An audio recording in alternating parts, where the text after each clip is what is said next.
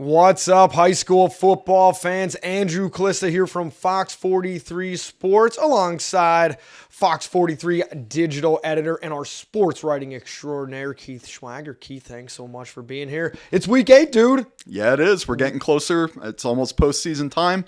Still got these division races to figure out in basically every conference. I don't think anything's set in stone yet there, but teams are already, they got to be looking ahead to those power rankings in the district playoffs already. A lot of big games. They're already crunching the mathematics, and they're not mathematics majors from what I've been told. But they're looking ahead to see how this is going to go. And I got to tell you, that's a lot of where our frenzy game of the week comes from this week. You look at the records, Trinity at Camp Hill. That's our matchup. It's a rivalry game. Give it an extra check mark for that. But also in the records, it's 4-3, 5-2. Some people would say, why is that frenzy game of the week? Because division races are important, and also, more importantly, District 3 races are important as well. Frenzy game of the week, Trinity-Camp Hill. Yeah, as you mentioned, the Colonial race, neither team is really going to be that much of a factor in this. But in District 3, in the 2A power rankings right now, where the top 4 teams make the playoffs, they go right into the semifinals. They're 1 and 2 right now in terms of those rankings. Trinity right now at number 1. Shamrocks officially a 4-game winning streak. Now they were off last week. They got a forfeit win over Middletown, as we know. Middletown canceled its season. But so the last time they were out was 2 weeks ago. They beat Big Spring 38-21 in that game. Big game for running back Max Schlager in that one. And he's been on a bit of a roll, really, because he had a good game against Boiling Springs 3 weeks ago as well. So he's really a player to watch if you're Camp Hill. He's a guy that you're going to have to stop. And then, of course, Camp Hill, they're looking to rebound here. They lost big last week to the division leader Steel High, 71-20. Rollers had 450 yards of offense in that one, so wasn't really competitive. Camp Hill wants to come out putting their best foot forward in this one, not only to, sort of regain some momentum here, but to maintain that spot that they have right now in the district power rankings. And I got to tell you, that Steel High Camp Hill game, kind of surprising, to be honest with you, because in the past, Camp Hill, even though maybe a little bit undermatched athletically, especially when Mekhi Flowers was over at Steel High, they did a good job of, having an umbrella coverage over him and keeping that game pretty close. So Saturday kind of got away from the Lions, but hey, that's why you play football. Bounce back, rivalry games, always good to get that momentum going. So other games to watch. We're going to go to Saturday, and this is a good one. It's a team from out of the area. We're going to highlight a couple teams from out of our area, but they are in the Mid-Penn and the LL, and we're going to start in the Mid-Penn. State College, the Little Lions, 7-0, nothing little about that record. Going up against Harrisburg on Saturday, who's at 5-1. The Cougars looking for revenge. Coach Calvin Everett and the guys already talking about that on Saturday to Ryan Yee. Yeah, nobody really, they never want to play it up too much, but nobody holds a grudge like a football coach. Nope. Nope. They were remembering the outcome of that. They've been watching the film, all that stuff. But yeah, as you mentioned, State College, they're not in this district, so they don't the power rankings don't really concern them. What concerns them right now, the first place is on the line in Mid-Penn Commonwealth. A big game here. And Harrisburg, they got to worry a little bit about their playoff positioning. Now they're in good shape right now. They're number 3 in Class 6A, but only 8 teams get in. And if they lose here, it might wind up costing them down the road a home game in the first round of the playoffs. So that's what we're saying. You have to already be sort of cognizant of where you are in these power rankings. So this should be a really good matchup. It's a Saturday game. I know we normally focus on Friday nights, but you can't overlook this game. Nope. It's going to be a good one. This is big boy football. Absolutely. And, Harrisburg, they've won 4 in a row. Their only loss of the season was 24-20 to Manheim Township in a really good game back in week 2. So they've been rolling lately. They beat Central Dauphin East 52-0 last week. Big game for Mekhi Hopkins, 143 yards and 3 touchdowns on the ground. Sean Lee Jr., their phenomenal quarterback. He had 242 total yards, 4 total touchdowns. So they really led the way in that one. for State College, they've been rolling this year. Their only close games, really, Downingtown East, they won 32-31 back in week 2, and Central Dauphin gave them a bit of a run a couple of weeks ago, 19-8 in that one. That was back on September 23rd. They knocked off, State College, knocked off Carlisle 49-20 last week, and that's really been more how their games have gone. They haven't really been that close. So this will be a huge test for State College, and they got the players to hang with Harrisburg. This could be another really, really good one. Yeah, Sheffy, their running back, he's a freshman up there. The people I know, I used to work in State College and obviously covering Penn State. They're all about him. I mean, yeah. they're talking about maybe one of the best ever running backs to come out of State College. Somebody said, I don't know, Larry Johnson came out of State College, so that's not really sure if the person who said that knows the history, but I mean, hey, at least recently they've had some talented guys, and Sheffy is definitely there. And he's had 848 yards and 12 touchdowns already, so he is having a great year. Great year.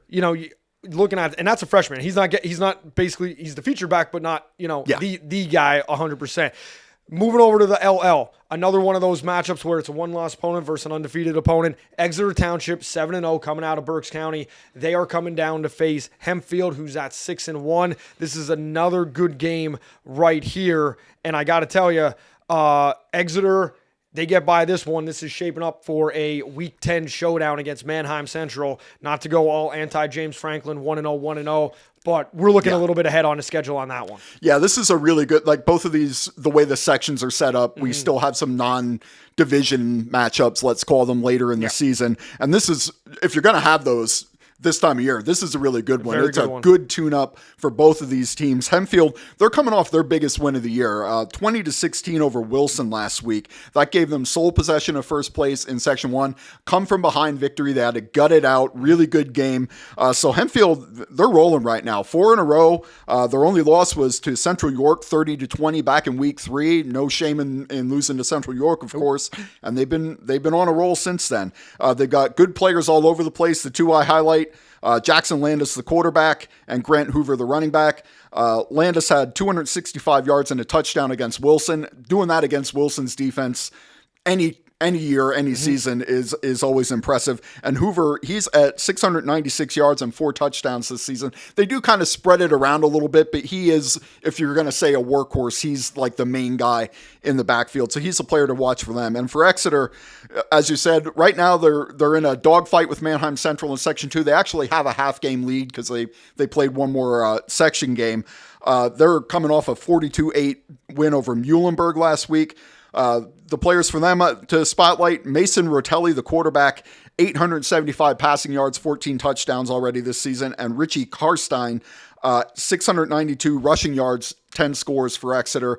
They're ranked highly in the power rankings right now. They're a 5A team. Both Penn Live and Pennsylvania Football News have them ranked pretty highly in their statewide rankings. So 2 really good tests in a row here for Hempfield. And as you said, if Exeter gets past this one, it's all hands on deck. They have 2 very winnable games before they run into Manheim Central then in Week 10, which I think everybody's already kind of anticipating eagerly that one. I circled it and highlighted it. I might have highlighted it in 2 colors, by the way, just to make sure that I saw it. And I gotta say about Exeter Township and Hempfield, where you look at that matchup, 6-1, 7-0. Why is it not Frenzy Game of the Week? We just had Hempfield, and we're looking ahead to Exeter and Manheim Central in Week 10 with a possible undefeated 9-0 matchup in that one. Saying the LL, we speak of Manheim Central. They are playing Conestoga Valley. Conestoga Valley, 4-3 on the year. You might look at this, say, hey, they're going to be overmatched. At the same time, you're going to pull an upset. Conestoga Valley, they're going to be fired up coming into this one against the Barons. And this one, as you know, I am all things old school. So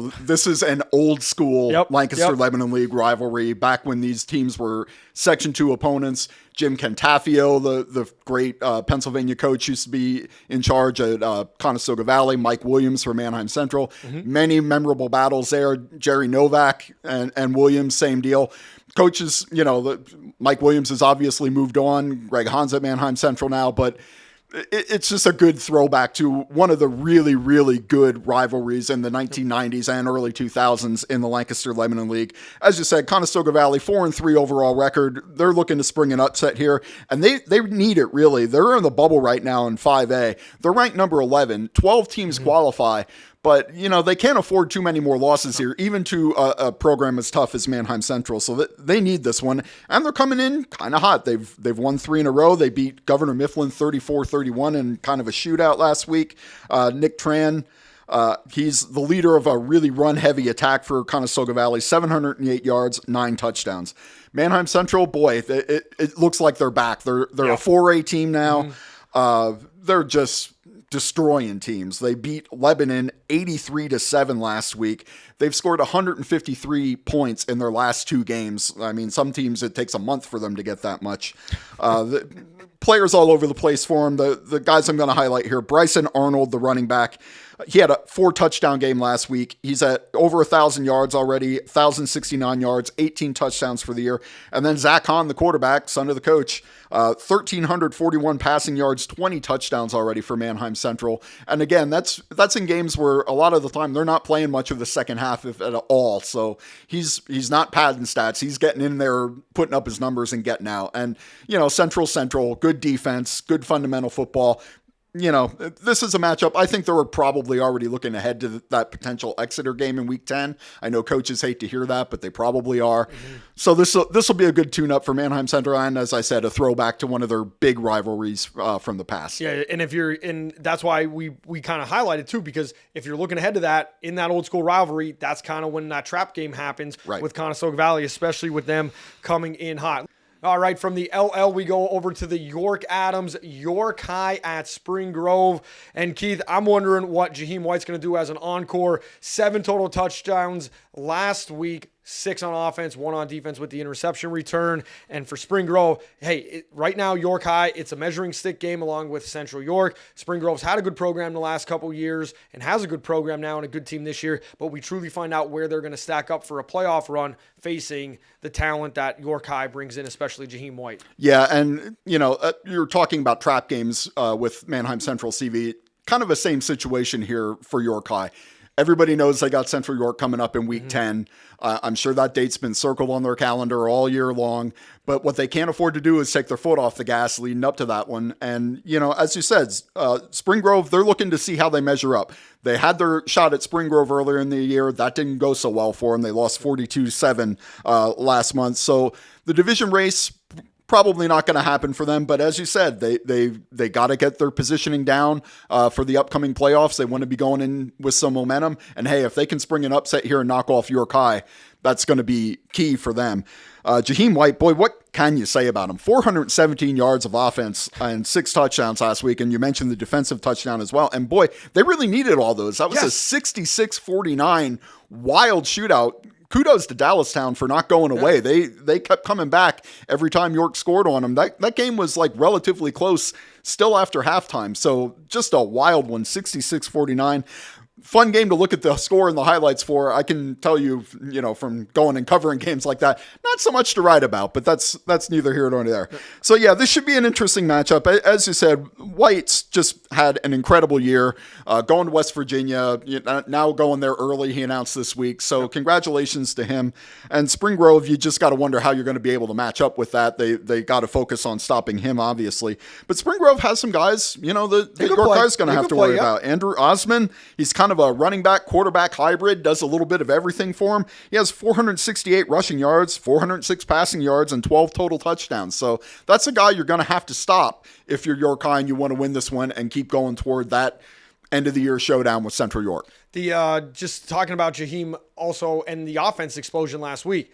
There were 1,300 yards almost in that game between York and Dallastown. 115 points, highest scoring game in the York Adams this year. I want to give a shout out to not only the Dallastown team, but Kenny Johnson. He didn't back down. Those are 2 of the better athletes, not only in the York County area, but also the entire District 3 area. Kenny Johnson is committed to Pitt, the wide receiver. He had a 76-yard touchdown on a kickoff return where he threw the brakes on, hit the pause button, did something else, broke a couple tackles, and tightrope the sidelines going in. So want to give a shout out to that. 2 other games with playoff implications. Northern at Susquehanna Township up in the mid-pen. Northern coming off that big double overtime win, which was our high school sports live and frenzy game of the week last week. And also Gettysburg and Greencastle Antrim. Greencastle Antrim coming in with a big game as they travel to Gettysburg as well. So a lot of good games around the area. We're going to get through as many games as we can for the High School Football Frenzy highlight show at 11 p.m. Don't forget the High School Football Frenzy pregame show at 6 p.m. on Fox 43. High School Sports Live game. They, I believe, have Chambersburg and City East. That's yes, correct. they do. That is correct. There we go.